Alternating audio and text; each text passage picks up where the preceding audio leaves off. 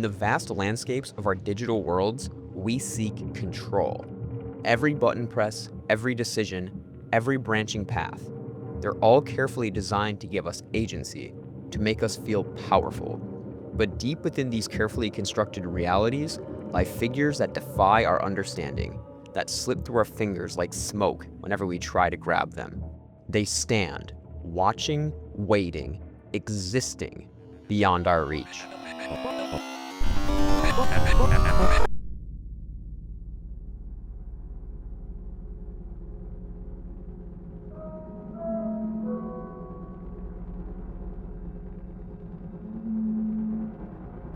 Hello, John. John Marston. Do I know you? I hope so. I seem to know you. I'm pretty good at remembering faces. Are you? Do you remember Hattie McCourt's face? Who? She was a girl Dutch Vanderlyn shot in the head on that raid on the ferry a few years back. Same one you got shot on. Pretty girl, until her eye was hanging out by a thread of tendon and her brain was plastered over a wall.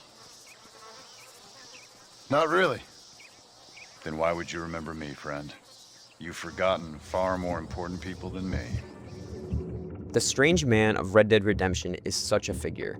He appears on mountaintops and in marshlands, always impeccably dressed in his three-piece suit, always wearing that knowing smile. He knows things he shouldn't know, appears where he couldn't possibly be, and speaks with the weight of judgment itself.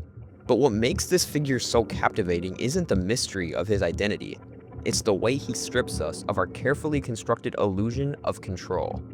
In a world where we can shoot every gun, ride every horse, and choose every path, he remains perpetually beyond our reach.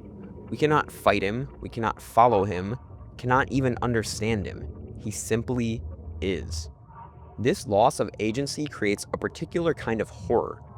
Not the jump scares of survival games or the grotesque violence of horror titles, but something more primordial.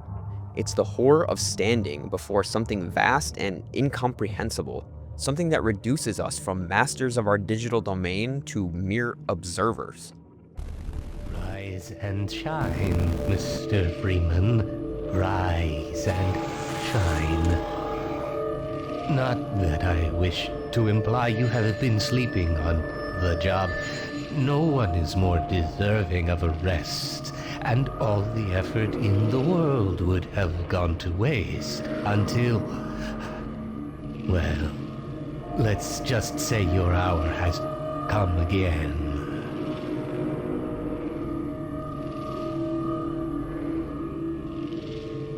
The right man in the wrong place can make all the difference in the world. So wake up, Mr. Freeman. Wake up and smell the ashes. The G-Man from Half-Life embodies this same principle. He appears in impossible spaces, stepping through the fabric of reality itself. While Gordon Freeman can topple governments and fight alien armies, the G-Man remains eternally out of reach. He speaks in riddles, moves through time like we move through doorways, and regards our greatest achievements with the mild amusement of an adult watching a child's game. These figures tap into something deeper than mere mystery. They trigger our fundamental human response to the unknowable. Just as our ancestors created myths to explain thunder and drew maps to tame the horizon, we desperately try to explain these digital gods. We craft theories, analyze every word, search for clues in the smallest details, but these characters are designed specifically to resist such understanding. Their power lies not in what they can do, but in what they represent. The limits of human comprehension, the edges of our control. In a medium built entirely around player agency, they remind us that some things remain beyond our grasp. They are digital manifestations of the sublime, that philosophical concept of something so vast, so incomprehensible, that it overwhelms our abilities to understand or resist it. This is why we can't look away from them, why countless videos and theories try to explain them. It's not really about discovering their true nature. Deep down, we know that any explanation would diminish them. Their power lies in the inexplicability.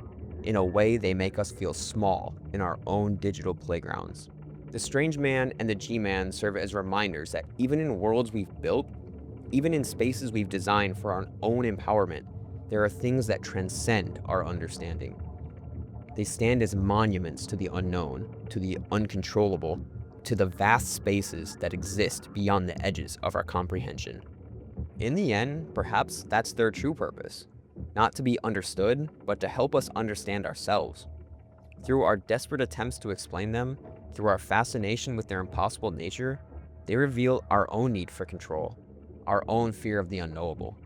They show us that, even in our digital age, we remain human, bound by the same existential fears and fascinations that have defined our species since we first looked up at the stars and wondered what lay beyond our understanding.